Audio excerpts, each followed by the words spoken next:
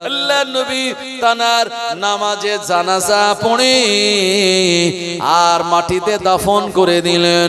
কিন্তু পরের দিন খবর আসলো, ইয়া রাসূলুল্লাহ হাবিবাল্লাহ, আপনার যে সাহাবী ইন্তেকাল করেছিল আপনি গতকাল তানাকে দাফন দিলেন, ওই সাহাবীর লাশটা কবরের ভিতর থেকে মাটির উপরে চলে এসেছে। আল্লাহ নবী শোনার সঙ্গে সঙ্গে এই জায়গায় চলে গেলেন। দৃশ্যটা দেখার পর আল্লাহর হাবিবের মনটা খারাপ হয়ে গেল। আল্লাহ নবী সাহাবীর জন্য দোয়া করে আবার সাহাবে কেরামদের বললেন, আমার সাহাবীরা, আমার এই সাহাবীকে অন্য আর একটা কবর খুঁড়ে ওই জায়গায় আমার সাহাবীকে দাফন দিয়ে দাও। আমার ভাইয়েরা, অন্য আর এক জায়গায় কবর খোঁড়া হলো, ওই জায়গায় সাহাবীকে দাফন দেয়া হলো। পরের দিন আবার একই ঘটনা ঘটলো।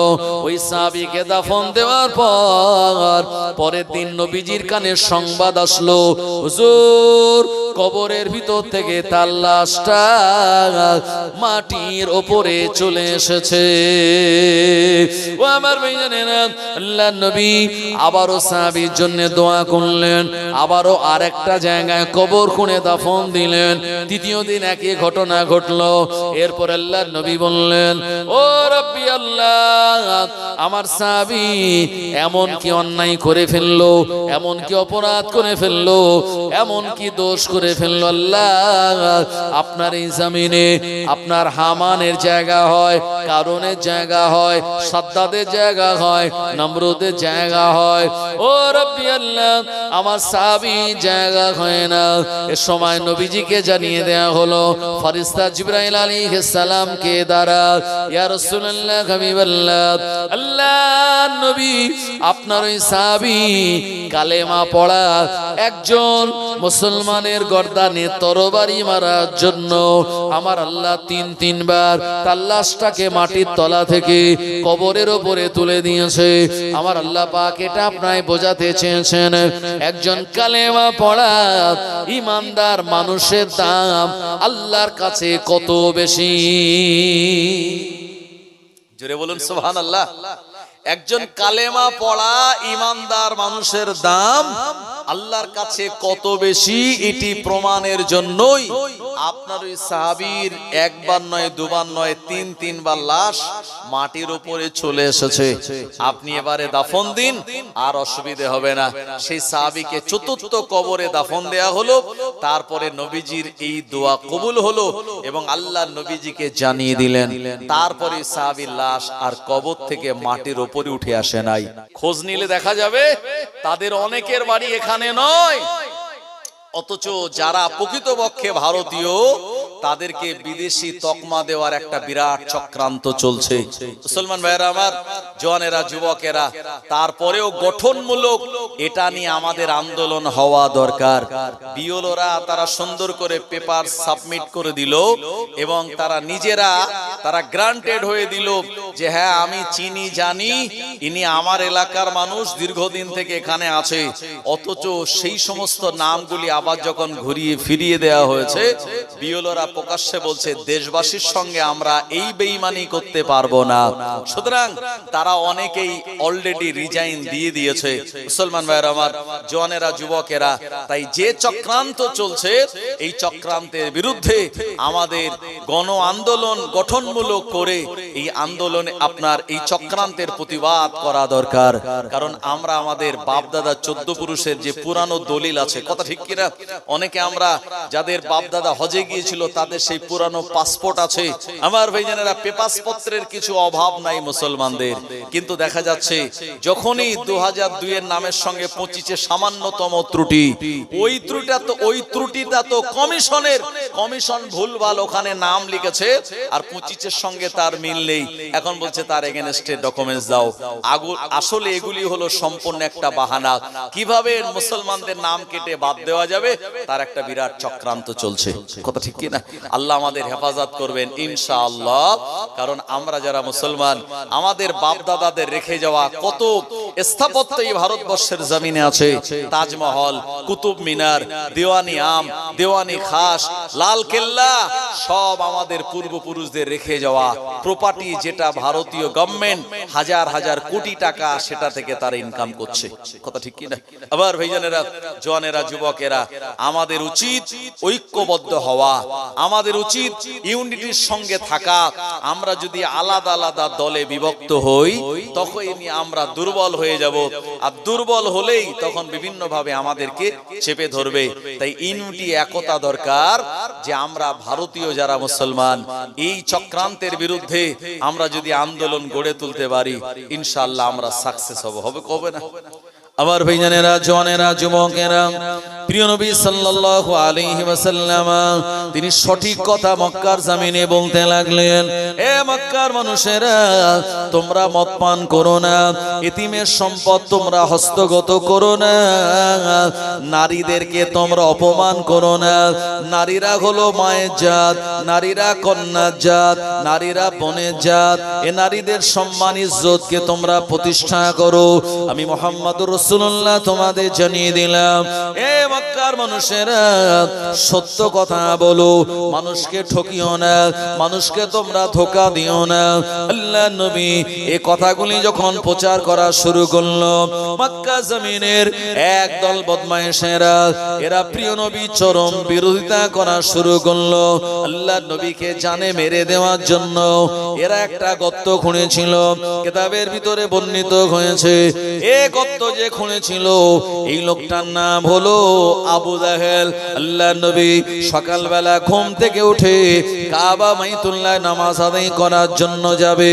গর্তটা খুঁড়ে গর্তের উপরে কিছু ডালপালা এমন ভাবে ঘাস দিয়ে রাখলো যাতে বোঝা না যায় এই জায়গাতে গর্ত রয়েছে। আল্লাহর নবী আসবে, ওই জায়গায় পা দিয়ে পড়ে যাবে, আর আমরা তৎক্ষণাৎ এসে তাকে মাটি চাপা দিয়ে মেরে দেব। ও নবীর উম্মতেরা, প্রিয় নবী ঘর থেকে বেরিয়েছেন। জিবরাইল আলাইহিস সালাম আল্লাহর নবীর কাছে এসে বললেন, ইয়া রাসূলুল্লাহ, হাবিবাল্লাহ, হুজুর, যে রাস্তা দিয়ে আপনি প্রতিদিন কাবা বাইতুল্লাহ যান ওই রাস্তায় আপনি যাবেন না, আপনি আপনার রাস্তাটা পরিবর্তন করুন। আল্লাহর নবী রাস্তা পরিবর্তন করে অন্য রাস্তায় কাবা বাইতুল্লাহ চলে গেল। আবু জেহেল সারা রাত ধরে গর্ত খুঁড়ে ও ক্লান্ত হয়ে গিয়েছিল। ভোরের বেলা ওর ঘুম লেগে গেল, চোখের পাতা দুটো ডুবে আসলো। আবু জেহেল ঘুমিয়ে পড়লো। পূর্ব দিগন্তে যখন সূর্য উঠলো, আবু জেহেল দৌড়ে দৌড়ে ও আসতে লাগলো, আর মনে করলো মুহাম্মদ ইবনে আব্দুল্লাহ মনে হয় গর্তের মধ্যে পড়ে আছে। ও আমার ভাইজানেরা, আসলে তার নিজেরও মনে ছিল না আমি কোন জায়গায় গর্তটা খুঁড়েছিলাম। ওর নিজের খোঁড়া গর্তে ও নিজে পড়ে গেল। ও আমার ভাইজানেরা, চিৎকার দিয়ে বলল, হেল্প হেল্প, আমায় বাঁচাও বাঁচাও। ওই এলাকার যারা আবু জেহেলের দলের লোক ছিল তারা বলল, কি ব্যাপার, তুমি আমাদের লিডার, আর তুমি নিজেই কেমন করে গর্তে পড়লে? ও বলল, জানি না, তাড়াতাড়ি তোলো। ওরা যখন তোলার জন্য হাত বাড়ায়, আবু জেহেল আরো নিচের দিকে চলে যায়, আবারও দড়ি বাড়িয়ে দেয় যাতে দড়িটাকে ক্যাচ করতে পারে। না না না, এই দড়িটাও সে ধরতে পারলো না। এরপরে আবু জেহেলের পায়ের তলায় বিষাক্ত কাঁটাগুলি ফুটে যন্ত্রণা শুরু হয়ে গেল। আবু জেহেল নিজে মুখে বলল, না না না, তোদের দ্বারা সম্ভব নয়, মুহাম্মদ ইবনে আব্দুল্লাহকে ডেকে আন। আল্লাহর নবী, মায়ার নবী, দয়ার নবী কাবা বাইতুল্লাহতে রয়েছেন। আর প্রিয় নবীর কাছে আবু জেহেলের দলের লোকেরাই গিয়ে বলল, একটুখানি চলুন, আমাদের লিডার গর্তের মধ্যে পড়ে গিয়েছে। আল্লাহর নবী তিনি আসলেন, আর ওই গর্তের ভিতরে আবু জেহেলকে দেখতে পেয়ে আল্লাহর নবী বললেন, এই গর্তটা নিশ্চয়ই তুমি আমার জন্য খুঁড়েছিলে। আবু জেহেল লজ্জিত হয়ে মাথা নিচু করলো। আল্লাহর নবী বললেন, আমি তোমায় তুলবো, তবে শর্ত হলো ওপরে উঠে ঈমানের কালেমা তোমায় পড়া লাগবে। ও বাঁচার জন্য বলল, হা হা হা, আমি কালেমা পড়ে নেব। আল্লাহর নবী হাত বাড়িয়ে দিলেন, প্রিয় নবীর হস্ত মোবারক ধরে আবু জেহেল ওপরে চলে আসলো। আল্লাহর নবী বললেন, তুমি তোমার ওয়াদা পূর্ণ করো, তোমার কথা রাখো। আবু জেহেল বলল, তুমি আমায় পাগল পেয়েছো নাকি? আমি তোমায় নবী বলে মানি না। ও আমার ভাইজানেরা, আল্লাহর নবী এ সময় তিনি দুঃখিত হলেন। আল্লাহর নবী বললেন, ঈমানদার জীবনে কোনোদিন তার কথার বেখালাপ করে না, অথচ বেঈমান যারা, ঈমান নেই যাদের, এরা বারবার কথার খেলাপ করে। কথা ঠিক কিনা? ঈমানদারের জবান হবে এক। আমরা বলে নিয়েছি লা ইলাহা ইল্লাল্লাহ, নেই কোনো মাবুদ আল্লাহ ছাড়া, মুহাম্মাদুর রাসূলুল্লাহ, মুহাম্মদ সাল্লাল্লাহু আলাইহি সাল্লাম আল্লাহর রাসূল এবং নবী, উনি শেষ নবী। এরপরে কেউ যদি আমাদের টাকার লোভ দেখায়, পদের লোভ দেখায়, গদির লোভ দেখায়, আমরা এই কালেমা ছাড়তে রাজি নয়। নবী আখিরি নবী, এটা আমরা বিশ্বাস করে নিয়েছি। এটার উপরে কোন রকম আমাদের সন্দেহ আসবে না। এর উপরে দাঁড়িয়ে থাকবো। যদি জীবন দিতে হয় আমরা জীবন দিয়ে দেব, তবেই তো আপনি প্রকৃত মুমিন আর মুসলমান। আবার ভাইজানেরা, জওয়ানেরা, যুবকেরা, এজন্য দুনিয়া জমিন আল্লাহ রাব্বুল আলামিন ঈমানদারদের বিরাট দাম দিয়েছেন। কত দাম ঈমানদারের একটু ক্লিয়ার করি, আপনাদের কাছে বুঝে আসবে। ভাই, প্রিয় নবী সাল্লাল্লাহু আলাইহি ওয়াসাল্লামের সঙ্গে কুফারে কুরাইশদের যখন লড়াই হলো, ভাই এই লড়াইয়ের ময়দানে নবীজির একজন সাহাবী ছিলেন হযরত উসামা বিন যায়েদ রাদিয়াল্লাহু আনহু। ইনি ওই ময়দানে ছিলেন। আর বেঈমান বেদিন ওরাও এসেছিল, কুফারে মক্কারা। আপনারা জানেন, এই যে সূরা তওবার 5 নম্বর আয়াত নিয়ে ওই যে নদিয়া জেলার সম্ভবত হরিণঘাটার একজন বিধায়ক, নাম তার অসীম সরকার, সে এই আয়াতের ভুলভাল ব্যাখ্যা করে আর সমাজে সম্প্রীতি নষ্ট করছে। কথা ঠিক কিনা? হ্যাঁ, সূরা তওবার 5 নম্বর আয়াত নিয়ে সে বলছে, মনে রাখুন কোরআনুল মাজিদের 114টি সূরা, তার ভিতরে সব সূরার শুরুর আগে বিসমিল্লাহ আছে, কিন্তু সূরা তওবা শুরুর আগে বিসমিল্লাহ নাই। কোরআনুল মাজিদের 114টি সূরার ভিতরে 86টি সূরা মক্কাতুল মুকাররমায় অবতীর্ণ হয়েছিল, 28টা সূরা মদিনাতুল মুনাওয়ারায় অবতীর্ণ হয়েছিল।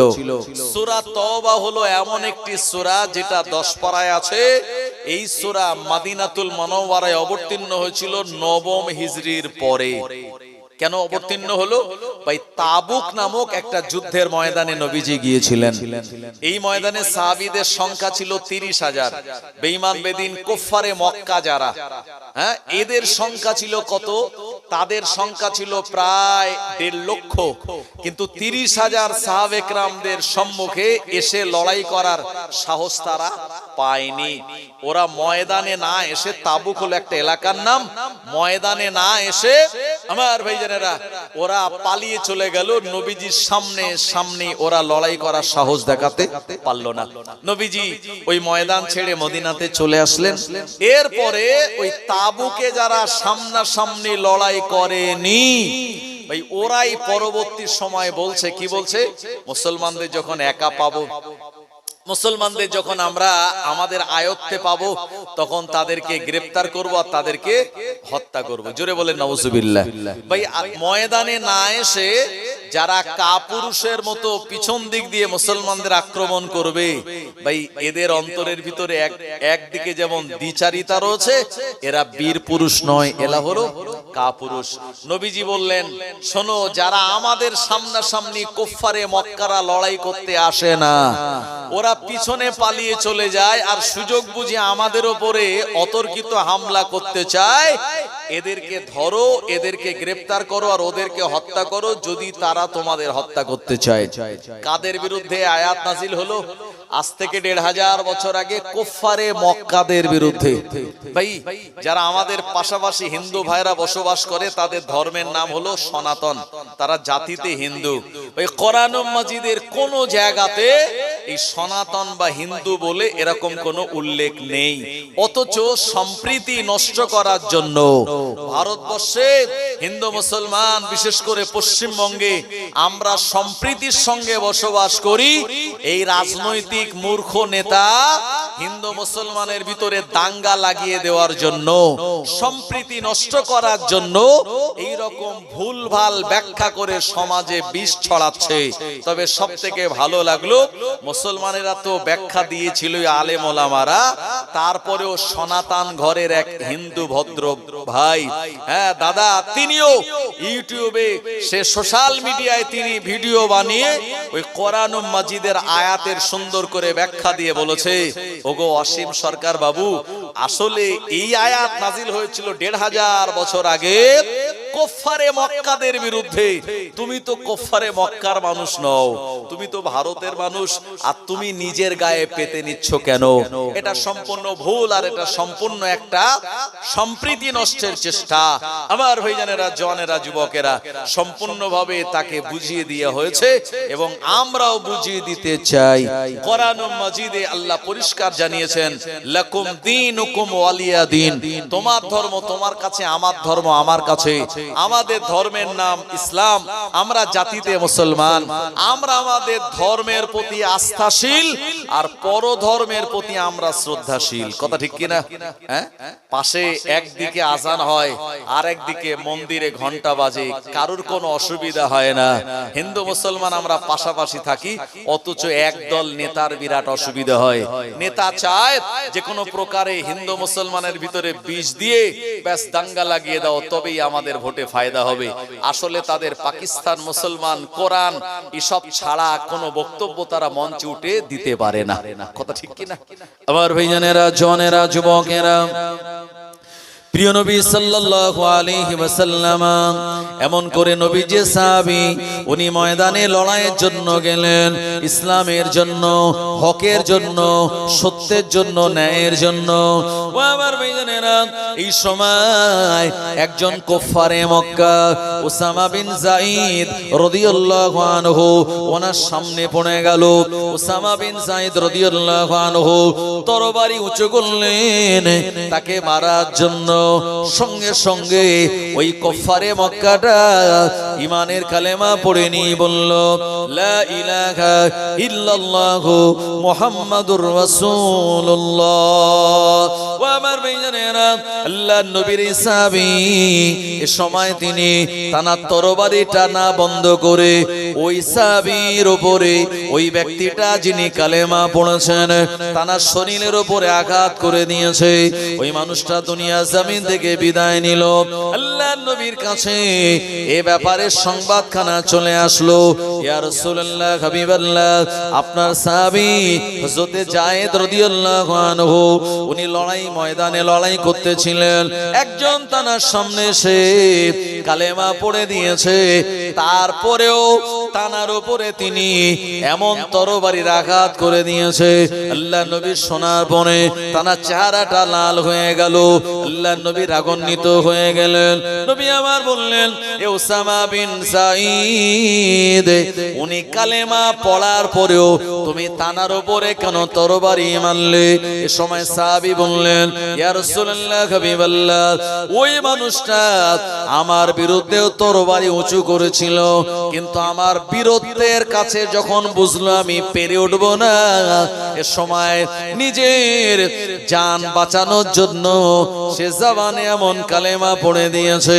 নবী সাহাবী আত্মপক্ষ সমর্থনে এমন কথা যখন বলে দিয়েছে, প্রিয় নবী সাল্লাল্লাহু আলাইহি ওয়াসাল্লাম এ সময় তিনি রাগান্বিত হয়ে বললেন, ও সাহাবী, ফাশাক্কা কালবাহু, তুমি কি তার অন্তরটা ফেড়ে দেখেছিলে?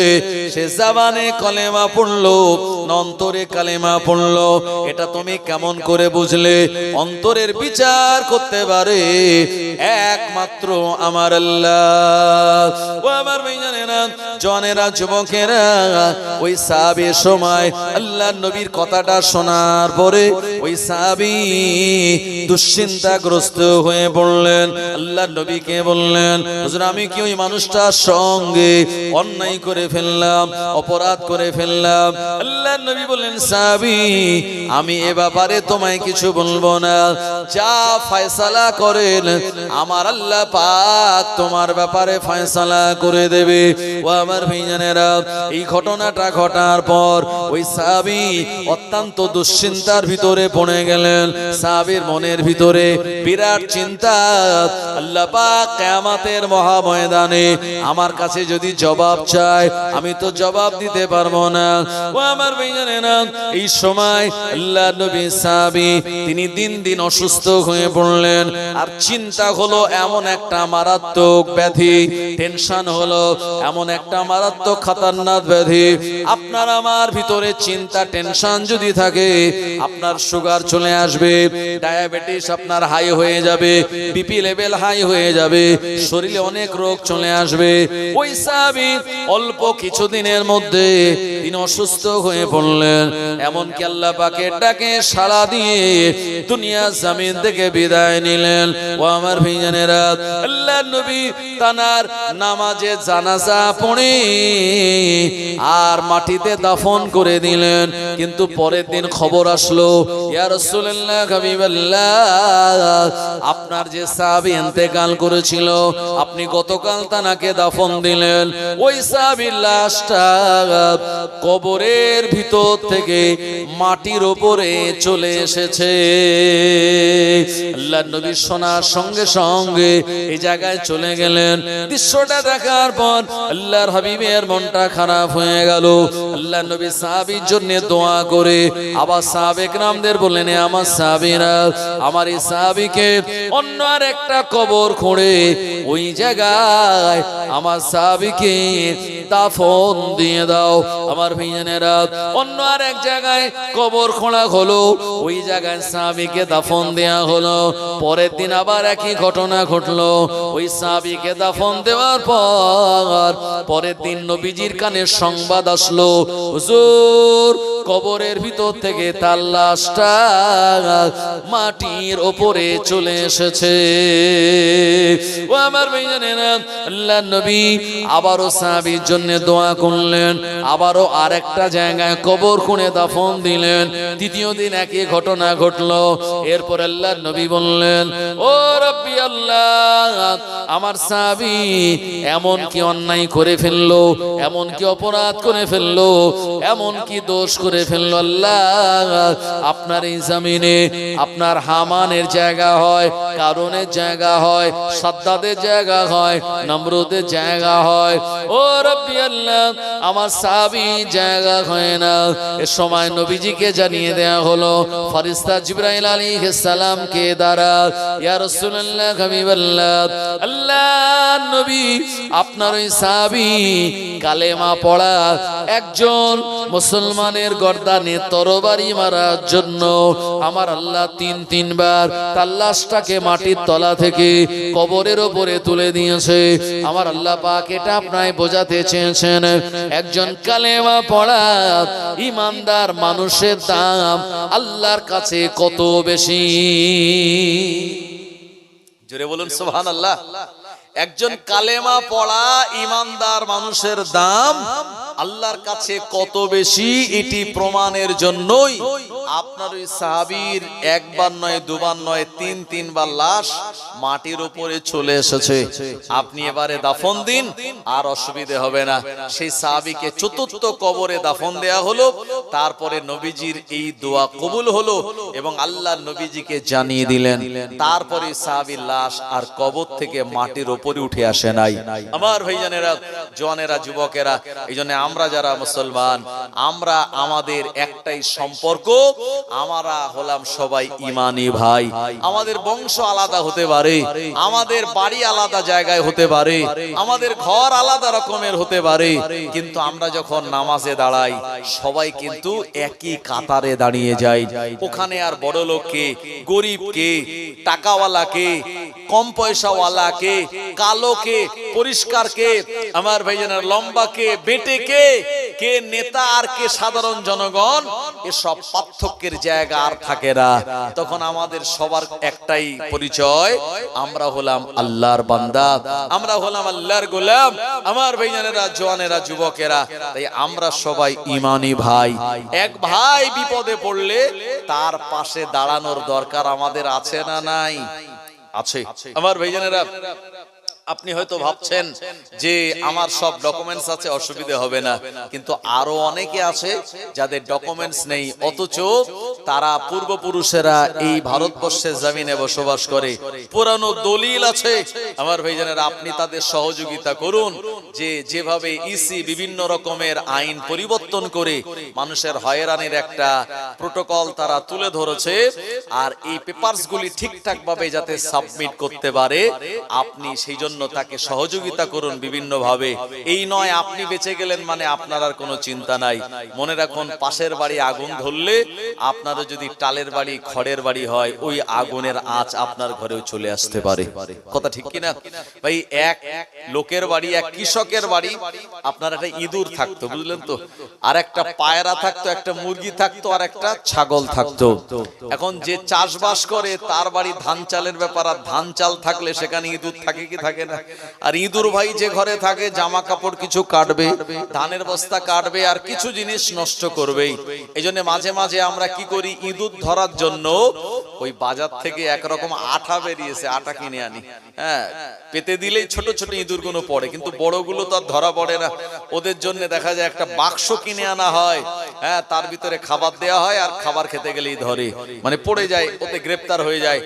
আগেকার যুগে এক কল ছিল, কেমন জানেন ভাই, মাঝখানে খাবার রাখা হতো, আর চারিদিকে দাঁত দাঁত মতো, ওই ইঁদুর মাঝখানে উঠলেই দুই দিক দিয়ে চেপে ধরে তাকে ওখানেই মেরে দেবে। এখন এই রকম একটা কল বাড়িওয়ালা এনেছে ইঁদুর ধরার জন্য। এখন ইঁদুর চিন্তা করছে যে বাড়িওয়ালা আমায় ধরার জন্য এই কল এনেছে, তো ইঁদুর পায়রার কাছে গিয়ে বলছে, ভাই তুমি একটু আমায় হেল্প করো। বললো কেন? বললো যে বাড়ি তুমি থাকো ওই বাড়ি আমি থাকি। এখন বাড়িওয়ালা তোমারে আদর করে ধান চাল খাওয়ায়, আর আমারে দেয় না, আমি চুরি করে খাই।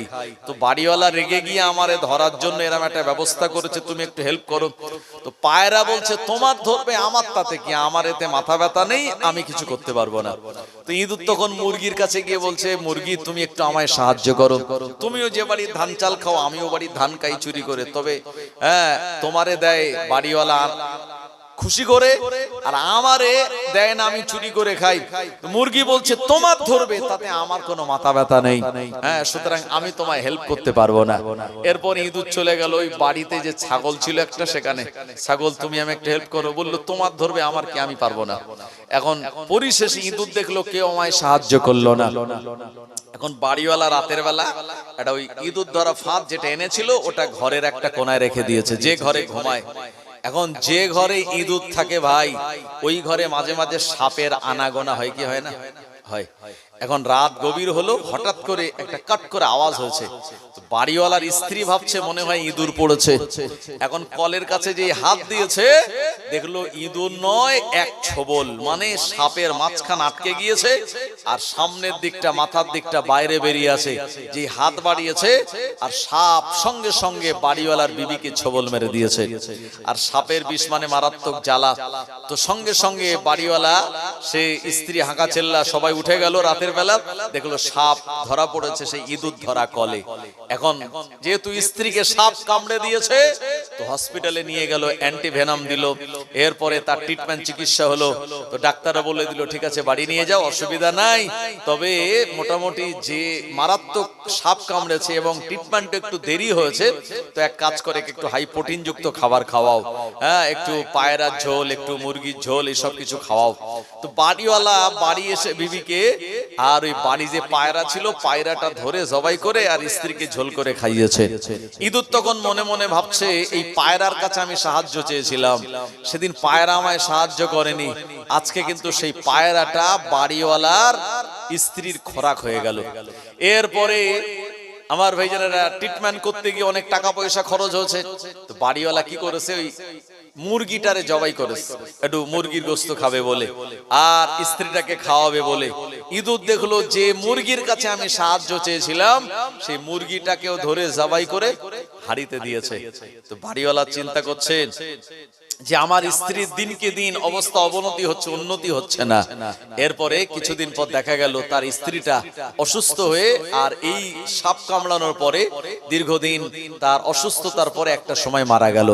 ভাই তখন মারা যাওয়ার পরে কিছু দোয়া সবরেসানি হবে, মেহমানরা আসবে, তো বাড়িওয়ালা ট্রিটমেন্ট করেও, স্ত্রী ট্রিটমেন্ট করে টাকা পয়সা শেষ, তো বাড়ি যে ছাগলটা ছিল, ছাগলটা জবাই করে মেহমানদের খাইয়ে দিয়েছে। ইঁদুর বলল এ বাড়ি আর থাকা যাবে না, কারণ এই ছাগলের কাছেও গিয়েছিলাম আমি সাহায্য চাওয়ার জন্য, যদি সাহায্য করতো পায়রা, মুরগি, ছাগল সবাই বেঁচে থাকতো, আমি ইঁদুরও থাকতাম, কিন্তু সেদিন যখন সাহায্য চাইতে গেলাম কেউ আমায় সাহায্যের জন্য এগিয়ে আসলো না। এবারই আর থাকা যাবে না, এখান থেকে পালিয়ে চলে যাই, কারণ এখানে থাকলে পরে আমার আরো বিপদ হতে পারে। আমার ভাইজানেরা, জওয়ানেরা, যুবকেরা, তাই মুসলমান আমরা ভাই ভাই, আমাদের ইউনিটি, একতা দরকার। এখন আর দলাদলি করার সময় নাই আমার ভাইজানেরা। তাই কেউ যদি বিপদে পড়ে আপনি যদি তার পাশে দাঁড়ান, ইনশাআল্লাহ আল্লাহর পক্ষ থেকে গায়েবী সাহায্য, মদদ আপনার আমার জীবনে চলে আসবে। জোরে বলেন ইনশাআল্লাহ। আমার ভাইজানেরা, জওয়ানেরা, যুবকেরা, প্রিয় নবী মক্কার জমিনে আল্লাহর হাবিব তিনি মক্কার মানুষদেরকে বলতে লাগলেন, এ মক্কার মানুষেরা, আল্লাহ এক, আল্লাহকে সেজদা দাও, মিথ্যা কথা বলা যাবে না, সত্যের সঙ্গে তোমরা থাকো, এতিমের মাল হস্তগত করা যাবে না, মদ পান করা যাবে না, লটারি কাটা যাবে না। আল্লাহর নবী এই কথাগুলি যখন বলতেছিলেন, মক্কার মানুষেরা প্রিয় নবী চরম বিরোধিতা করেছিল। মক্কা জমিনের লিডার ছিল আবু জাহেল। আবু জাহেলের কাছে একদিন গোটা মক্কার মানুষের এসে বলল, আবু জাহেল, মুহাম্মদ ইবনে আব্দুল্লাহর বিরুদ্ধে তুমি কত কথা বলো, কত রকম প্ররোচনা তুমি আমাদেরকে দাও, কিন্তু আমাদের সমাজে বড় অভাব পানির। এই পানির অভাব হওয়ার জন্য কুয়ার মধ্যে পানি নাই, খেজুর বাগানের খেজুর গাছগুলি শুকিয়ে যাচ্ছে, আর পানির জন্য আমাদের প্রাণ ওষ্ঠাগত, আমরা চাষবাস করতে পারি না, খেজুর গাছগুলি মারা যায়। এ মক্কা লিডার আবু জাহেল, একটুখানি পানির ব্যবস্থা করো।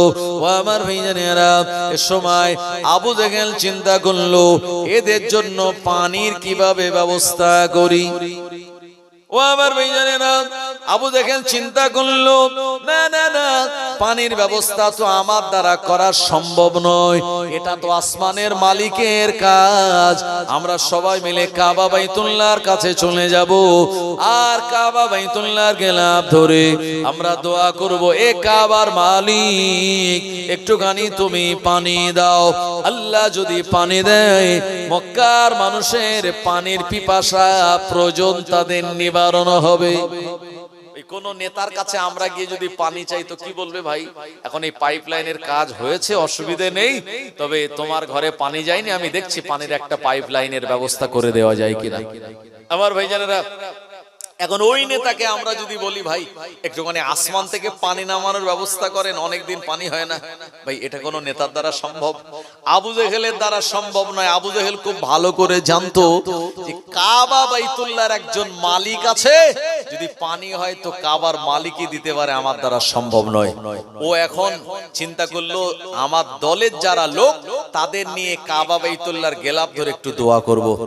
আমার ভাইজানেরা, প্রিয় নবী সাল্লাল্লাহু আলাইহি ওয়াসাল্লামের জামানায় আবু জেহেল তার দলের লোক যারা, ওর নাম হলো সাইবা ইবনে রাবিয়া, উতবা ইবনে রাবিয়া, ওয়ালিদ ইবনে মুগীরা, উমাইয়া ইবনে খালফ, উকবা বিন আবি মুবাইদ, ও আমার ভাইজানেরা, উমাইয়া ইবনে খালফ, এদের সবাইকে নিয়ে বলল, চল আমরা কাবা বাইতুল্লাহর গেলাপ ধরে আর আসমান থেকে পানি না হওয়া পর্যন্ত আমরা দোয়া চাইবো।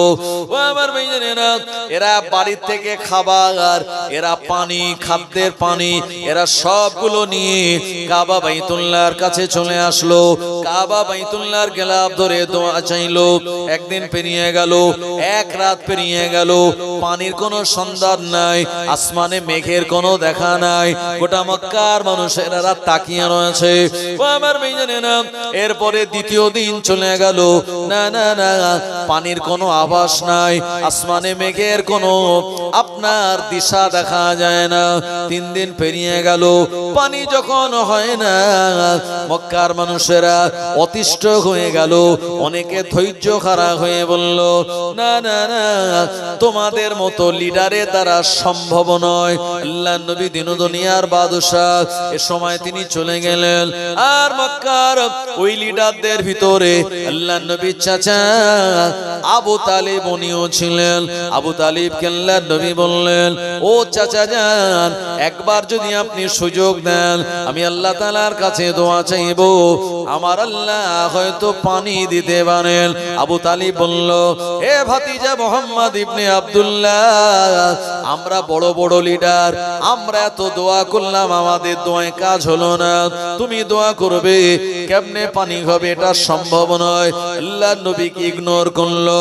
ও আমার ভাইজানেরা, এরপরে 3 দিন 3 রাত যখন পেরিয়ে গেল, প্রিয় নবী আবু তালিবের কাছে গিয়ে বললেন, চাচা যান, একবার যদি আপনি সুযোগ করে দেন, পানি হোক না হোক ওটা পরের কথা, তবে আমার মনটা বড় খুশি হয়ে যাবে। ও আমার ভাইজানেরা, আবু তালিবের এই কথাটা মনে লাগলো। আমার ভাতিজা মুহাম্মাদের আব্বা নাই, মা নাই, তার দাদু নাই, এতিম বাচ্চা, এতিম বেটা, এতিম আমার ভাতিজা, যদি সুযোগ খানা করে দে, মনটা তার ভালো হয়ে যাবে, মনে আনন্দ পাবে। আবু তালিব আবু জাহেলকে বলেছিল, আবু জাহেল তুমি সরে যাও, আমার ভাতিজা একটুখানি দোয়া করবে। আবু জাহেলের মনে এক বিন্দু মাত্র ইচ্ছা ছিল না এই জায়গাটা ছেড়ে দেওয়ার, কারণ 3 দিন দোয়া করার পর পানি হলো না। মুহাম্মদ ইবনে আব্দুল্লাহ আমাদের থেকে বয়সে ছোট, আর সে যদি দোয়া করে আসমান থেকে যদি পানি হয়, আমি আবু জাহেল, আমার মান সম্মান প্রেস্টিজ হানি হয়ে যাবে। ও আমার ভাইজানেরা, কিন্তু আবু তালিব হলেন এমন একজন ব্যক্তি, আর আবু তালিবের কথাটাও ফেলে দিতে পারলো না, আবু তালিবের কথাটা ইগনোর করতে পারলো না। আর আবু জাহেল এই পিছনে চলে আসলো। ও আমার ভাইজানেরা, গোটা মক্কা জমিনে খবরটা ভাইরাল হয়ে গেল। আমাদের যারা বড় বড় নেতা, এরা এত দোয়া চাইলো, এদের দোয়ায় পানি হলো না। মুহাম্মদ ইবনে আব্দুল্লাহ বাচ্চা ছেলে, সে যাবে দোয়া করবে, চলো চলো আমরা সবাই দেখব ঘটনা কি ঘটে। ও আমার ভাইজানেরা, আল্লাহর নবী কাবা বাইতুল্লাহর যে গেলাফ, এই গেলাফের কাছাকাছি গেলেন, কাবা বাইতুল্লাহর গেলাফখানা ধরলেন, আর তিনি তানা ছোট ছোট হাত দিয়ে আমার আল্লাহকে বললেন, ও রব্বি আল্লাহ, এই আসমানের মালিক আপনি, জমিনের মালিক আপনি। আল্লাহ, মক্কার জমিনে কতদিন পানি হয় না, মানুষেরা পানির জন্য তারা পিপাসিত, এদের খেজুর বাগানে পানি নাই, গাছগুলি শুকিয়ে যায়, কুয়ায় পানি নাই, কুয়াগুলি শুকিয়ে গেল। ও রব্বি আল্লাহ, আপনার হুকুমে আসমান থেকে পানি হয়, আল্লাহ আপনি পানি দিন। প্রিয় নবীর দোয়া করার সঙ্গে সঙ্গে দেখা গেল গোটা মক্কার জমিনে কালো মেঘে ছেয়ে গেল। আল্লাহর নবী তখনও হাত নামান নাই, আর নবীজির হাতের উপরে অনবরত আসমান থেকে পানি সেদিন জারি হয়ে গিয়েছিল। আরো জোরে বলেন সুবহানাল্লাহ। এই ঘটনার পর মক্কার মানুষেরা আবু জেহেলকে আর দাম দিল না। তারা বলল, আমাদের কাছে সব থেকে আবু জেহেলের থেকেও দামি হলো মুহাম্মদ ইবনে আব্দুল্লাহ, যার জামানে বলতে দেরি হয় নাই, আল্লাহ আসমান থেকে পানি দিতেও সামান্যতম দেরি করেন নাই। অথচ আমরা যাকে লিডার বলে মেনেছি আবু জাহেল, এ 3 দিন 3 রাত লাগাতার এত দোয়া করলো, এর দোয়ায় কাজ হয় নাই। মানে প্রকৃত লিডার হলো মুহাম্মদুর রাসূলুল্লাহ সাল্লাল্লাহু আলাইহি ওয়াসাল্লাম। আমার ভাইজানেরা, নবীজিকে যত চেপে দেওয়ার চেষ্টা করেছে, আল্লাহর নবীকে যত বেশি বিভিন্ন ভাবে তানাকে চাপে রাখার চেষ্টা করা হয়েছে, হয়েছে, আল্লাহ পাক নবীজির সুনাম সুখ্যাতি গোটা পৃথিবীর জমিনে তত বেশি বাড়িয়ে দিয়েছেন। জোরে বলুন সুবহানাল্লাহ। আর আমরা সেই নবীর উম্মত, আমরা সেই নবীর মোহাব্বতের উম্মত। মুসলমানদেরকে বিভিন্ন ভাবে যে চক্রান্ত করে চাপে রাখার আপনার প্রচেষ্টা এটা কোনোদিন সফল হবে না। কারণ মুসলমান আমরা যারা সব সময় মানুষের উপকার করার জন্য আছি, আমরা এই দেশের জন্য আমাদের নিবেদিত প্রাণ। আমার ভাইজানেরা, এই দেশকে মুসলমানেরা অনেক কিছু দিয়েছে, তাই যত বেশি চেপে রাখার চেষ্টা হবে ইমানদার মুসলমানদের ইজ্জত সম্মান আল্লাহ তত বেশি বৃদ্ধি করে দেবেন। একবার জোরে বলুন সুবহানাল্লাহ। তবে এর জন্য আমাদের যেটা দরকার সেটা হলো নামাজ আদায় করা। ফজরের নামাজের মসজিদে জুমার মতো যেদিন ভিড় হবে, যেদিন ফজরের নামাজের জামাতে জুমার নামাজের মতো ভিড় হবে, ওই দিন আল্লাহ পাক এই মুসলমানদেরকে আর লাঞ্ছিত বঞ্চিত অপমানিত করবেন না। আল্লাহ পাক সেদিন এই মুসলমানদেরকে ইজ্জতের আসনে বসিয়ে দেবেন। আমরা ফজরের নামাজ না পড়ে ঘুমিয়ে থাকি, শরীয়তের আইনগুলিকে আমরা পদদলিত করি, এই জন্য আমাদের এমন দুরবস্থা। আমরা যদি আবারও শরীয়তের আইন ও কানুনগুলি মেনে চলতে পারি, ইনশাআল্লাহ আল্লাহ পাক তিনি আমাদের সব জায়গায় বিজয় দেবেন। কথা ঠিক কিনা? সেন্ট্রাল গভর্নমেন্ট যখন কৃষক আইন পাশ করলো, আপনারা জানেন পাঞ্জাব আর হরিয়ানার কৃষকেরা, যারা বিশেষত পাঞ্জাবি, যাদের মাথায় পাগড়ি, যাদের মুখে দাড়ি, তাদের নেতার নাম হলো গুরু নানক। এই গুরু নানককে যারা মানে, তারা দাড়ি রাখে, মাথায় তারা পাগড়ি পরে। সে হরভজন সিংহ হতে পারে খেলার মাঠে, আর আপনার মনমোহন সিংহ হতে পারে প্রাইম মিনিস্টারের গদিতে, আমার ভাইজানেরা, আর লরির ট্রাক ড্রাইভারও হতে পারে। এত দায়িত্ব পালন করার পরেও মাথায় পাগড়ি আর মুখে দাড়ি তাদের কোনোদিন কি চলে যায় না। অথচ আমরা যারা মুসলমান, নবীর সেই আদর্শ হলো মাথায় টুপি, ফারিস্তাদের আদর্শ হলো মাথায় পাগড়ি মুখে দাড়ি। আমরা এগুলি সব ছেড়ে দিয়েছি, আমরা বিতাড়িত করে দিয়েছি। চাঁদ রাতে আমরা সেলুনে রাত 3টে পর্যন্ত লাইন দিয়ে দাঁড়াই, বললো দাড়ি না কেটে আর ঈদের নামাজ পড়া যাবে না। আমার ভাইজানেরা, শরীয়ত আমরা ছেড়ে দিয়েছি, এই জন্য আজকে বিভিন্ন ভাবে আমাদেরকে অপমানিত হতে হচ্ছে।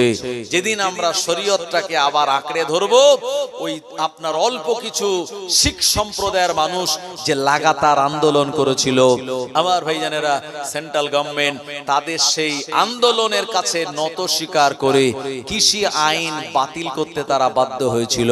অথচ আমাদের ওয়াকাফ অ্যামেন্ডমেন্ট বিল আনলো, মুসলমানেরা কিছু আন্দোলন করলো ইতিবিক্ষিপ্ত, কিন্তু দেখা গেল মুসলমানেদের কিছু নেতা মানা করে বলল অসুবিধা নাই, এই আন্দোলন করে কি হবে, অসুবিধা নাই, আমরা আছি, সব ব্যবস্থা করে দেব। আমার ভাইজানেরা, দেখা গেল যে বিভিন্ন ভাবে এই আমাদের আন্দোলনের স্রোতটাকে তারা ঘুরিয়ে দিল, আর সেই আন্দোলন পরিপূর্ণতা পেল না। আর ওয়াকাফ যে বিল, এটাও একেবারে বিনা বাধায় পাশ হয়ে গেল। তাই আমাদের বুঝতে হবে, শিখদের থেকেও আমরা সংখ্যায় বেশি হওয়ার পরেও আমাদের ইউনিটি, একতা এক জায়গায় না থাকার জন্য আমাদের এমন দুরবস্থা। তাই আসুন আমরা যদি এক জায়গায় থাকতে পারি, ইনশাআল্লাহ আল্লাহ পাক আমাদেরকে বিজয় দান করে দেবেন। একবার জোরে বলেন না সুবহানাল্লাহ। এজন্য আমাদের নামাজ আদায় করা দরকার সর্বপ্রথম সর্বাগ্রে। এজন্য কবি বলেছেন, ওয়াক্তে যে হলো ওযু করো মসজিদে চলো, ওয়াক্তে যে হলো ওযু করো মসজিদে চলো, খোদার হুকুম পালন করে নামাজটা পড়ো, ওয়াক্তে যে হলো ওযু করো মসজিদে চলো, দিন রাতে 5 ওয়াক্ত নামাজ পড়লে পাবে ভাই জান্নাত। ফজরের সময় হলে তাড়াতাড়ি মসজিদে যাও চলে, বিছানায় থেকো না শুয়ে, আল্লাহ তাআলা রহমত দেন ঢেলে, আল্লাহ তাআলা রহমত দেন ঢেলে। জোহরের সময় হলে কাজটা তাড়াতাড়ি দাও ছেড়ে, কিছু সময় দাও নামাজে, সফলতা আসবে জীবনে, সফলতা আসবে জীবনে। ওয়াক্ত যে হলো ওযু কর, মসজিদে চলো, দিন রাতে 5 ওয়াক্ত নামাজ পড়লে পাবে ভাই জান্নাত। চুরি হবে না সুবহানাল্লাহ। দিন যায় রাত আসে, কমিতেছে হায়াত। চিন্তা করে দেখো সবে সামনে মওত, হাসি খুশি রং তামাশা ছাড়ি এখন করো সবে আল্লাহ আল্লাহ থাকিতে জীবন। বাজিছে দামামা বাধরে আমামা, শির উঁচু করি মুসলমান, নয়া জামানার দাওয়াত এসেছে, ভাঙা কেল্লায় ওড়ে নিশান। আবার ভাইজানেরা, একজন লোককে বাঘ তাড়া দিয়েছে। লোকটা প্রাণপণ বাঁচার জন্য একটি কুয়ায় লাফ দিয়েছে। ভাই কুয়ার ভিতরে নিচের দিকে পানি ছিল না, ছিল কি জানেন? সাপ বিচ্ছু পোকামাকড়। ওই কুয়া থেকে পানি তোলার জন্য অনেকদিন আগে একটা রশি ঝোলানো ছিল, যেটা বালতির সঙ্গে কানেকশন। লোকটা ওই রশিতে ঝুলে পড়লো। ওপরে বাঘের গর্জন, আর নিচের দিকে তাকিয়ে দেখে সাপ বিচ্ছু পোকামাকড়। এই সময় লোকটা রশিতে ঝুলছে আর চিন্তা করছে, রশিতে ঝুলছি বলেই বেঁচে গেলাম, না হলে আজকে বিপদ ছিল। নিচে পড়লে সাপের কামড়, আর উপরে গেলে বাঘের আক্রমণ। ভাই ঠিক এই সময় লোকটা দেখলো একটা সাদা ইঁদুর আর একটা কালো ইঁদুর, এরা দুজন মিলে ওই যে রশিটায় ঝুলছিল রশিটা কেটে দিচ্ছে। তাহলে কটা বিপদ হলো ভাই? 3টে বিপদ। নিচে পড়লে সাপ বিচ্ছু কামড়াবে, উপরে গেলে বাঘে ধরবে, আবার যে রশিটা ধরে ঝুলছে কোন রকম, তাতে সাদা ইঁদুর আর কালো ইঁদুর এরা দুজন মিলে কেটে দিচ্ছে। ভাই 3 বিপদের মাঝখানে লোকটা হঠাৎ দেখলো যে ওই কুয়ার সাইডে একটা মৌচাক, আর সেখান থেকে টপ টপ করে মধু পড়ছে। যখন হাত দিল নিচে, হাত পাতলো তো মধু হাতে আসলো। লোকটা একটু মুখে দিল, জিহবায় দিয়ে এত স্বাদ লাগলো, এত মজা লাগলো, ভাই তার মাথা থেকে 3টে বিপদের চিন্তা ভ্যানিশ হয়ে গেল। ভাই এটি হলো মাজাজ ইমানের রূপক, অরিজিনাল। শুনুন, যে বাঘটাকে তাড়া দিয়েছিল এটা হলো মৃত্যু, যে সাপ বিচ্ছু পোকামাকড় ছিল কুয়ার তলায় এটা হলো কবরের আযাব, যে দড়িটা ধরে ঝুলছিল এটা হলো 50, 60, 70 বছরের হায়াতের জিন্দেগির দড়ি। সাদা ইঁদুর হলো দিন, কালো ইঁদুর হলো রাত। রাত দিন যত চলে যাচ্ছে আমাদের হায়াতের রশিটা তত বেশি দুর্বল হয়ে যাচ্ছে। আর যে মধুটা সে পান করলো, এটা দুনিয়ার নারী, গাড়ি, বাড়ি, টাকা পয়সা, লোভ লালসা, এগুলির ভিতরে পড়ে আমরা আমাদের মরণের কথা, কবরের কথা সব ভুলে গিয়েছি। আমার ভাইজানেরা মনে রাখুন, একদিন আল্লাহ ডাক দেবে আর আমাদের সবাইকে চলে যেতে হবে। একদিন তোমারই নাম মসজিদে হবে এলান, একদিন তোমারই নাম মসজিদে হবে এলান। তৈরি থেকো, তৈরি রেখো কবরের মাল সামান,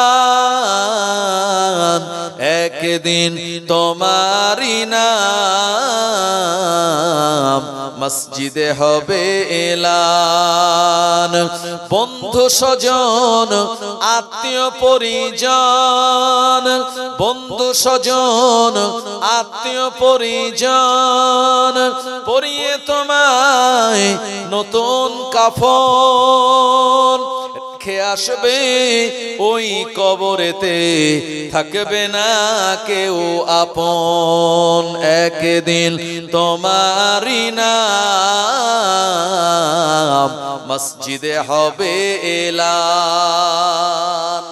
আজকে যে অত্যাচার করার চেষ্টা করা হচ্ছে মুসলমানদের উপরে, এই এসআইআর এ কাগজ দেখানোর নাম করে, মনে রাখুন এই অত্যাচার শুধু এখন নয়, এর আগেও হয়েছিল। হ্যাঁ, ফেরাউনের আমলেও হয়েছিল। ফেরাউন একদিন স্বপ্ন দেখেছিল, তোমার সাম্রাজ্যে এক পুত্র সন্তানের জন্ম হবে আর যে তোমার গদি কেড়ে নেবে। ফেরাউন জ্যোতিষীদের বলল এমন স্বপ্ন আমি দেখলাম, এর ব্যাখ্যা কি? বললো ব্যাখ্যা একদম পানির মতো পরিষ্কার। তোমার রাজত্বে সত্যি সত্যি একটা ছেলের জন্ম হবে, আর যে তোমার গদি কেড়ে নিয়ে তোমাকে পথে বসাবে আর সে হবে বাদশাহ। ফেরাউন ঘোষণা করে দিল আজ থেকে কোন স্বামী স্ত্রী এক জায়গায় মানে ফিজিক্যাল রিলেশন করতে পারবে না, এক জায়গায় থাকতে পারবে না। এরকম একটা কালা কানুন চালু করে দিল। সর্বনাশ, বিবাহিত নারী পুরুষ তারা এক জায়গায় থাকতে পারে না, আলাদা আলাদা থাকার নিদান। আমার ভাইজানেরা, জওয়ানেরা, যুবকেরা, সেই সময় জি ওই ফেরাউনের রাজ দরবারের পাশেই একজনের বসবাস, বেশি দূরে নয়। আল্লাহ রাব্বুল আলামিন এমন এক পদ্ধতিতে, এমন এক সিস্টেমে স্বামী স্ত্রীকে এক জায়গায় করে দিয়েছে। আল্লাহ রাব্বুল আলামিন তাদের ঔরসেই একজন নবীকে দুনিয়ার জমিনে প্রেরণ করেছিলেন। ওই নবীর নাম হলো মুসা কালিমুল্লাহ আলাইহিস সালাম। একবার জোরে বলেন সুবহানাল্লাহ। ফেরাউন জ্যোতিষীদের বলল খবর কি?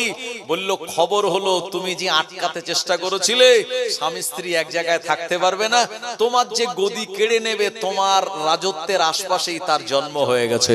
জোরে বলুন সুবহানাল্লাহ।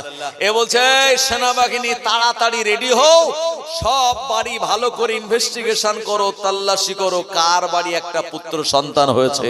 মুসা আলাইহিস সালামের মা, আমার ভাইজানেরা, মাটির তলায় গর্ত খুঁড়ে, আর মাটিতে গর্ত খুঁড়ে সেখানে সন্তানকে রেখে দিয়েছে।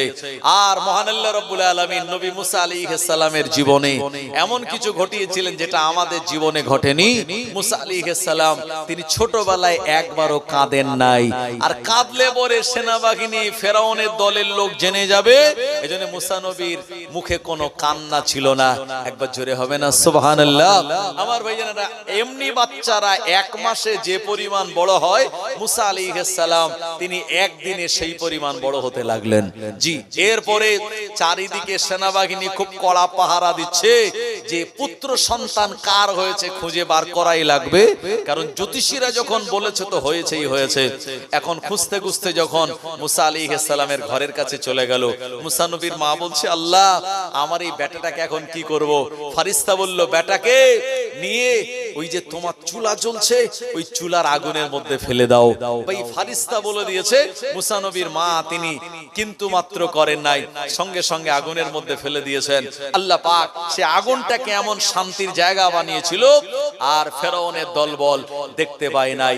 এরপরে মুসা আলাইহিস সালামের মা বলছে আল্লাহ চারিদিকে সেনাবাহিনী ঘুরছে, যে কোনো সময় এনি টাইম আমার বাচ্চাটাকে ধরে তারা হত্যা করে ফেলবে। আমার আল্লাহ বলেন হে মুসার মা, চিন্তা যদি এত হয় তো ভরসা করো আমার উপরে, আর একটা কাঠের বাক্স বানাও, আর কাঠের বাক্সের ভিতরে তোমার বেটাটাকে দিয়ে নীল নদের দরিয়াতে ফেলে দাও, তোমার বেটাকে আমি আল্লাহ হেফাজত করব। জোরে বলেন সুবহানাল্লাহ।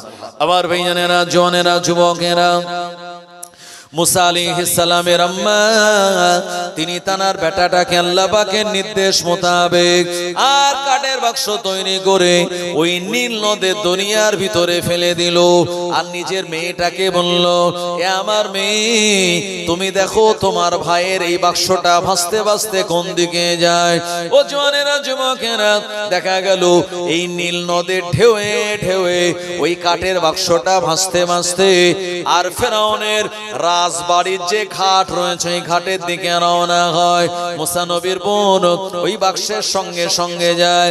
ও আমার ভাইজানেরা, ফেরাউন ছিল নপুংসক, তার যৌবন ক্ষমতা ছিল না, এজন্য ফেরাউনের বিবি আসিয়া তার ঘরে কোনো সন্তান ছিল না। আর আসিয়ার ইচ্ছা ছিল একটা সন্তানের আমি মা হব, আমায় মা বলে ডাকবে, কলিজা ঠান্ডা হয়ে যাবে। এমন কোন সন্তান না থাকার জন্য মনে তার বিরাট আফসোস ছিল।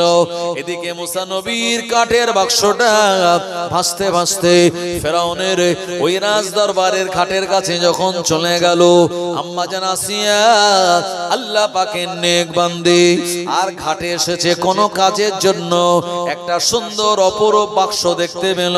এই বাক্সটা খুললো আর দেখতে পেল বাক্সের ভিতরে একটা সুন্দর ফুটফুটে বাচ্চা পুত্র সন্তান। জোরে বলেন সুবহানাল্লাহ। আসিয়া তুলে নিয়ে গেল, বুকে জড়িয়ে ধরে আদর করে মহব্বত করে স্বামী ফেরাউনের কাছে গিয়ে বলল এ আমার স্বামী ফেরাউন, আমি নীল নদের দরিয়ায় এত সুন্দর একটি ফুটফুটে পুত্র সন্তান বাচ্চা পেলাম, আমাদের কোনো সন্তানাদি নাই, এই বাচ্চাটাকে আমরা লালন পালন করব, এই বাচ্চাটাই আমাদের সম্পত্তির উত্তরাধিকারী হবে। ও আমার ভাইজানেরা, ফেরাউন বলল, আসিয়া কদিন আগে আমি স্বপ্ন দেখলাম আমার রাজত্বে একটা পুত্র সন্তানের জন্ম হবে, ওই ছেলেটা বড় হয়ে আমার রাজত্ব কিনে নেবে। না না না, এটাই মনে হয় সেই ছেলে হতে পারে, আমি তাকে বাঁচিয়ে রাখতে চাই না।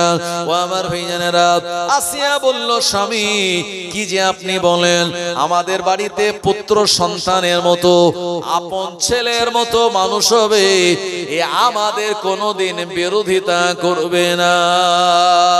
ও আমার ভাইজানেরা, বারবার বিবি আসিয়া ফেরাউনকে বুঝিয়ে ফেললো। জোরে বলুন। দুনিয়ায় আমরা যেখানে মস্তানি দেখাই, অনেকে নিজের স্ত্রীর কাছে এসে তখন জড়ো হয়ে যায়, কথা ঠিক কিনা? বাইরে মস্তানি চলে কিন্তু বিবির কাছে নয়। আসিয়াও ঠিক তেমন, ফেরাউনের মস্তানি চলে বাইরের দিকে, কিন্তু বিবি যদি একটু নরম সুরে কিছু কথা বলে তো ফেরাউনের মনটা নরম হয়ে যায়। ফেরাউন বলল, আসিয়া তুমি যখন বারবার বলছো, ঠিক আছে চালাও, এই বাচ্চাটাকে লালন পালন করো। এরপরে অন্য বাচ্চার তুলনায় মুসা আলাইহিস সালাম বেশি তিনি দ্রুত গতিতে লালিত পালিত হন। তবে সমস্যা একটা বাঁধলো, সমস্যা হলো এই বাচ্চাটা কারোর কোলে যায় না আর প্রচন্ড কান্নাকাটি করে, কারোর স্তনে দুধও পান করে না। এ সময় আসিয়া সরকারি ফরমান জারি করে দিল, রাজদরবারে একটা বাচ্চাকে পাওয়া গেছে নীল নদের দরিয়ায়, এই বাচ্চাটাকে যে দুধ পান করাবে আর যার কোলে বাচ্চাটা শান্তিতে নিরাপদে ঘুমাবে, তাকে সরকারি কোষাগার থেকে মাইনে দেয়া হবে, তার জন্য ঘর দেয়া হবে, ভালো মন্দ খাবারের ব্যবস্থা করা হবে। ভাই এদিকে মুসা নবীর বোন তো খবর দিয়ে দিয়েছে মাকে, মা আমরা যে বাচ্চাটাকে, আমরা আমাদের ভাইটাকে যার জন্য আমরা দরিয়ায় ফেললাম, সেই ফেরাউনের ঘরের ঘাটেই গিয়ে উঠেছে। মা তো ঝরঝর করে কাঁদতেছে।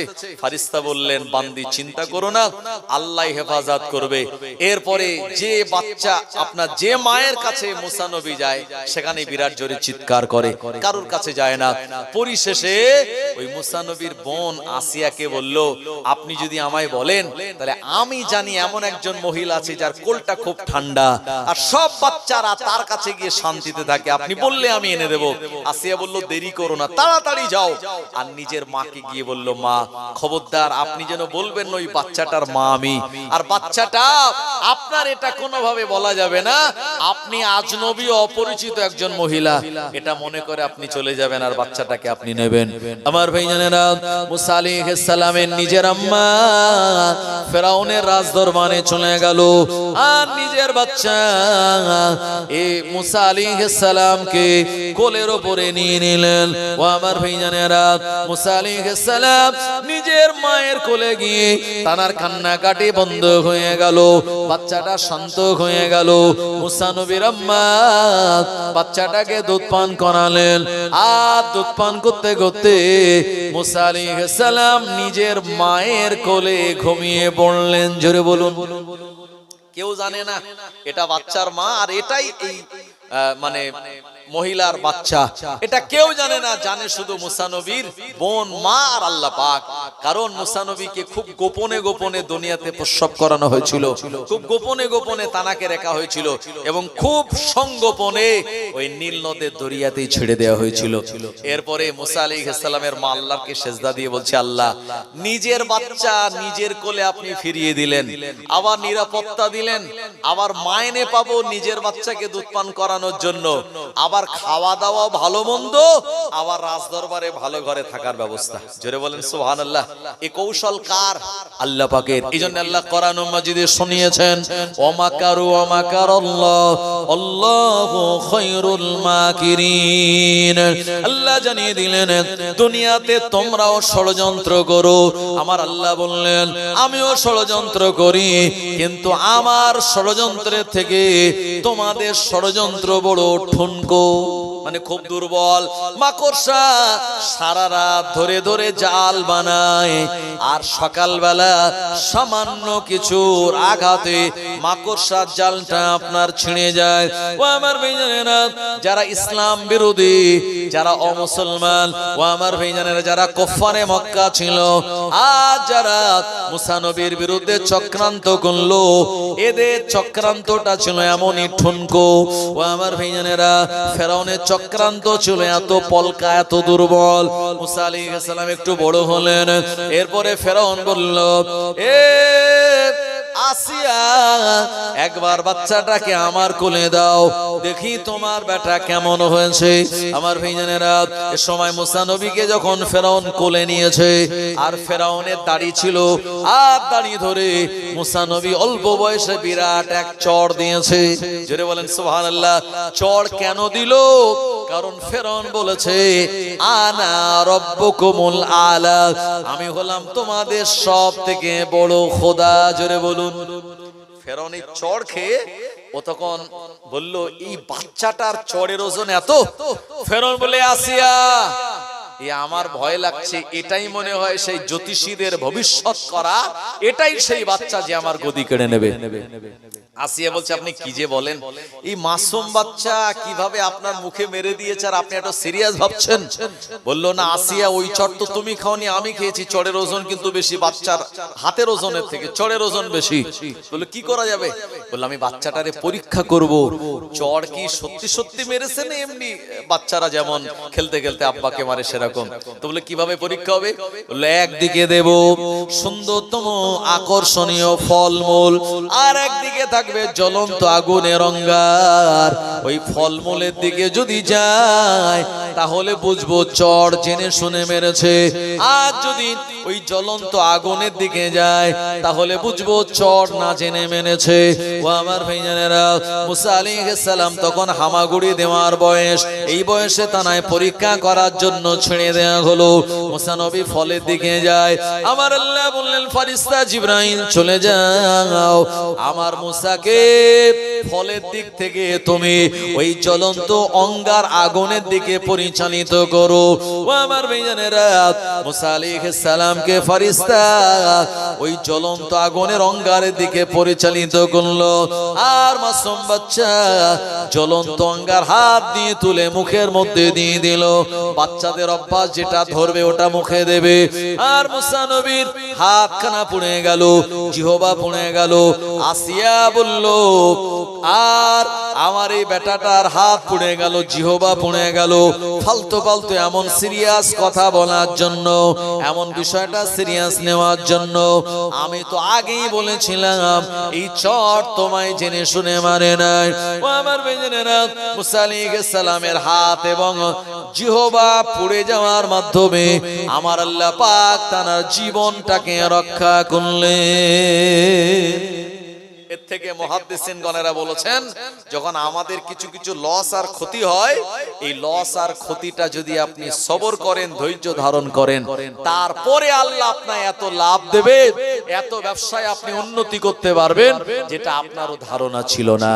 আমার ভাইজানেরা, মুসা আলাইহিস সালাতু সালাম ওই রাজ দরবারে থাকলেন, আস্তে আস্তে বড় হতে লাগলেন।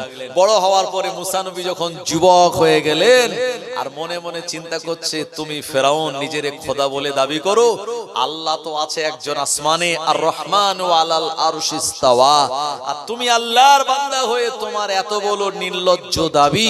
সুতরাং আমি নবী মুসা তোমার দাবির বিপক্ষে একদিন কথা বলবো ইনশাআল্লাহ। ভাই মুসা আলাইহিস সালাতু সালাম তিনি দেখলেন একদিন যুবক যখন হয়ে গেছেন, যে একজন কিপ্তি আর একজন বনি ইসরাইল, এরা দুজন মিলে ঝগড়া করছে। ঝগড়াটা কি? ভাই ওই বনি ইসরাইল সে যখন জঙ্গল থেকে কাঠ কেটে নিয়ে যাচ্ছে, আর কিপ্তি তার থেকে কাঠের বোঝা কেড়ে নিচ্ছে। বলছে, আমি কাঠ কাটলাম আর তুমি কেড়ে নিচ্ছ, মানে বললো আমার দাবি এটা দিতে হবে। ভাই এই যে তোলা তোলা এটা চলছে আজকের জামানায়, এটা ও জামানাতেও ছিল। এরকম বদমাইশ লোক জোর করে কাঠ কেড়ে নিচ্ছে। মুসা আলাইহিস সালামের কাছে সঙ্গে সঙ্গে ওই কওমে বনি ইসরাইল হুজুর বললেন, ওই লোকটা বলল যে হুজুর আপনি একটু বিচার করে দিন তো, আমার কাঠ কেন কেড়ে নিচ্ছে? তো কিপ্তিকে বলে নেয়, তোমার তো কাজ ভালো না, তুমি নিজে কাঠ না ভেঙে একজন ভেঙে নিয়ে যাচ্ছে আর তুমি কেড়ে নিচ্ছ। বলে এক চড় মেরেছে ভাই। আর মুসা আলাইহিস সালামের চড়ের ওজন ফেরাউন সহ্য করতে পারেনি, আর এই কিপ্তি বেটা সহ্য করতে পারে। ইতনা জোরে চড় মেরেছে, ওখানেই ছটফট করতে করতে মারা গেল। মুসা আলাইহিস সালাম আল্লাহকে বলছেন, আল্লাহ আমি তাকে পুরো মেরে ফেলতে চাই নাই, একটা চড় মেরে তাকে শাস্তি দিতে চেয়েছিলাম, কিন্তু আমার চড়ে তার জীবন যাবে এটা আমি বুঝতে পারি নাই। ও আমার ভাইজানেরা, ফেরাউনের রাজ দরবারে খবর গেল মুসা একজন লোককে এক চড় মেরে মেরে দিল। ফেরাউনের মনে সন্দেহ হয়ে গেল, বাচ্চা বয়সে যখন কোলে নিয়েছিলাম যে চড় আমায় মেরেছিল ওই চড়ের ওজন ছিল মারাত্মক, আবার আমার দলের একটা লোককে মেরে দিল। জ্যোতিষীদের ভবিষ্যৎবাণী অনুযায়ী এই যুবক, এই ছেলেটাই তো সেই ছেলে, আমি ফেরাউন আমার গদিটা সে কেড়ে নেবে।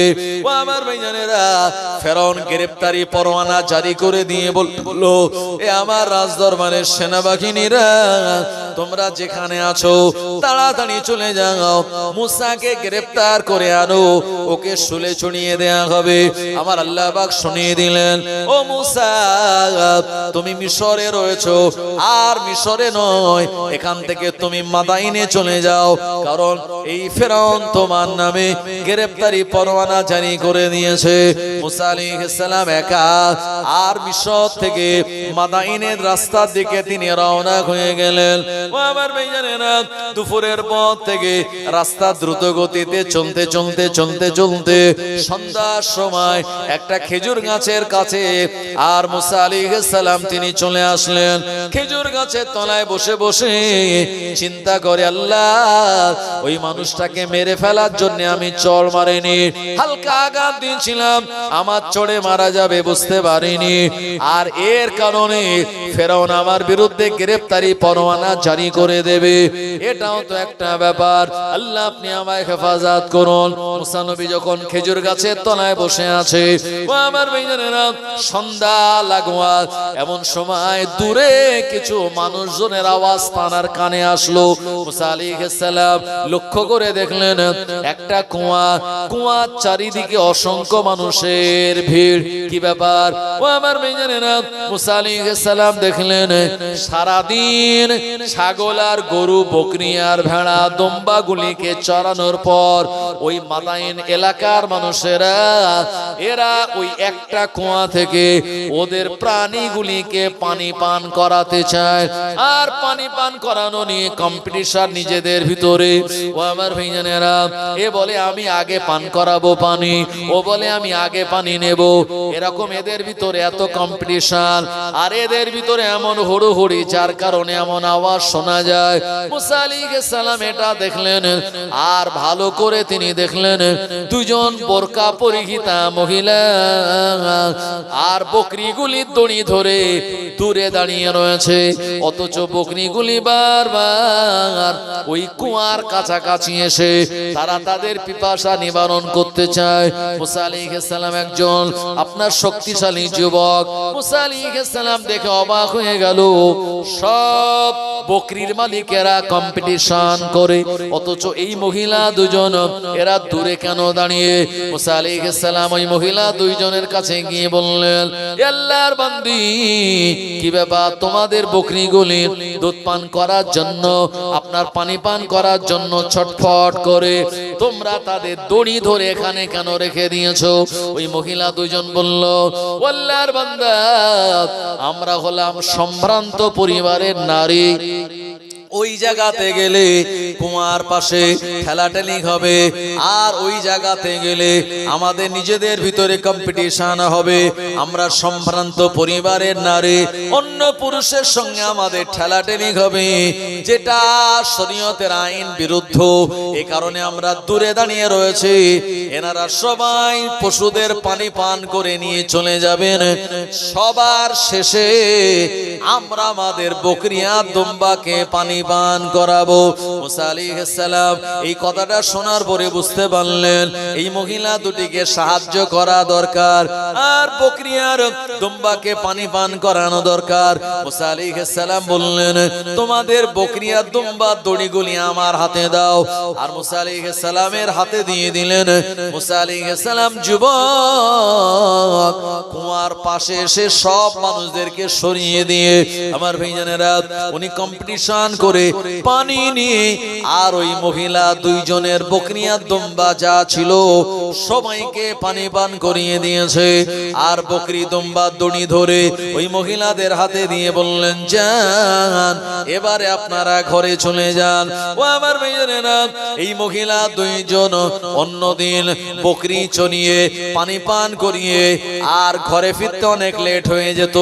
ওই দিন সকাল সকাল ঘরে যাওয়ার জন্য তাদের আব্বা জিজ্ঞাসা করলো, এ আমার মেয়ে কি ব্যাপার, অন্য দিনের তুলনায় আজকে তোমরা তাড়াতাড়ি ঘরে চলে আসলে কেন, কিভাবে তোমরা আসতে পারলে? ওই মহিলা দুজন জবাব দিল, ও আমাদের আব্বা, আমরা প্রতিদিনের মতো আজকে যখন বকরিগুলিকে পানি পান করানোর জন্য অপেক্ষা করছিলাম, একজন যুবক এগিয়ে আসলো আর আমাদের হেল্প করলো, এই জন্য তাড়াতাড়ি পানি পান করানো হয়ে গেল। এই ব্যক্তিটা যিনি জিজ্ঞাসা করেছিলেন তার মেয়েদেরকে, ওই ব্যক্তি অন্য কেউ সাধারণ মানুষ নন, উনি আল্লাহ পাকের একজন নবী, ওনার নাম হলো নবী শুআইব আলাইহিস সালাম। এ সময় তিনি আপনার বুড়ো হয়ে গিয়েছিলেন, বার্ধক্যে পরিণত হয়েছিলেন। ও আমার ভাইজানেরা, শুআইব আলাইহিস সালাম বললেন, এ আমার বেটি, যে যুবক তোমাদের এত সাহায্য করলো ওই যুবকটাকে কিছু টাকা পয়সা দিয়েছো নাকি? এই মহিলা বলল, না না না, আমরা তাকে তো কিছুই আপনার কিছু দিতে পারিনি। বিনিময়ে শুআইব নবী বললেন, ওই যুবক যাতাই কোনো যুবক নয়, ওই যুবকের অন্তরে দয়া রয়েছে, মায়া রয়েছে, ভালোবাসা রয়েছে, মহাব্বত রয়েছে। ওই যুবক সাধারণ কোনো যুবক নয়। আর তোমরা আবার চলে যাও, যুবকটাকে যদি গাছের নিচে দেখতে পাও আমার কাছে তাকে ডেকে আনো। ও আমার ভাইজানেরা, আব্বাজান শুআইব নবীর কথা শুনে শুআইব নবীর দুটি মেয়ে আর বকরিগুলিকে নির্ধারিত জায়গায় বেঁধে আবার ওই গাছের গোড়ার দিকে রওনা হলেন, যেখানে মুসা নবী তারা হাঁটু দুটো উঁচু করে হাত দুটো হাঁটুর উপরে দিয়ে মাথাটা নিচু করে চিন্তা করে, আল্লাহ, আমি মিশর থেকে বেরিয়েছি মাদায়েনের দিকে যাওয়ার জন্য, রাতের বেলা কোন জায়গায় থাকবো, কি আমি খাওয়া দাওয়া করব, আমার কোনো সিওরিটি নাই আল্লাহ, কোনো ঘর নাই থাকার জন্য, খাওয়া দাওয়ার কোনো ব্যবস্থা নাই। ও রব্বি আল্লাহ, একটা ব্যবস্থা আপনি করে দিন। মুসা নবী দোয়া চাইছে মনে মনে।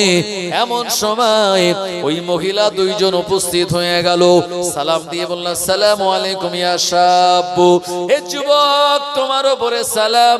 মুসা নবী মাথা উঁচু করে দেখলেন ওই দুইজন মহিলা যাদের বকরির আমি পানি পান করিয়ে দিয়েছিলাম কুয়া থেকে। বললো, কি ব্যাপার? বললো, আমার আব্বা আপনাকে ডেকেছে।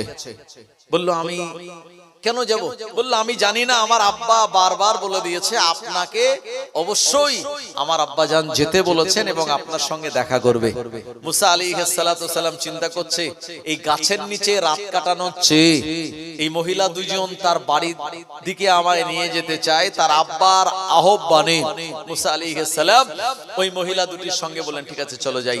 তো মুসা আলাইহিস সালাম ওই দুইজন মহিলাকে বললেন, আপনারা আমার পিছনে থাকুন আর আমি সামনে সামনে থাকবো, আর আপনারা আমায় পিছন থেকে রাস্তা বলবেন। তো দুজন মহিলা যখন পিছনে আর মুসা আলাইহিস সালাম সামনে, এই মহিলা দুজন চিন্তা করলেন, ইনি কত বড় একজন তাকওয়াবান পরহেজগার আল্লাহর বান্দা, আমরা মহিলা সামনে চলবো, বারবার তার নজরটা পড়বে, এজন্য আমাদেরকে পিছনে দিয়েছে আর তিনি সামনে। একবার জোরে বলুন সুবহানাল্লাহ। এটা হলো নবীদের আখলাক, নবীদের চরিত্র।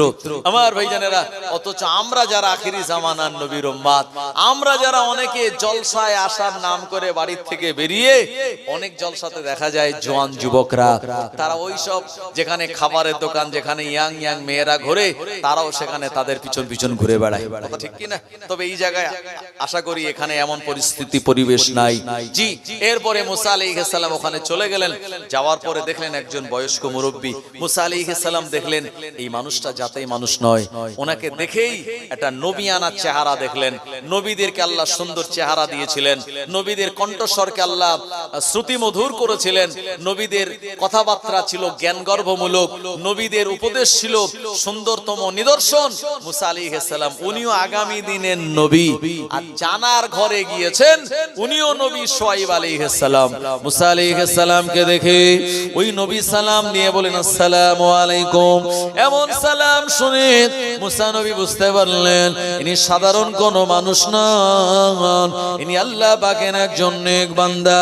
শুআয়ব নবী বললেন বাবা কি নাম তোমার? মুসা আলাইহিস সালাম নিজের নাম বললেন।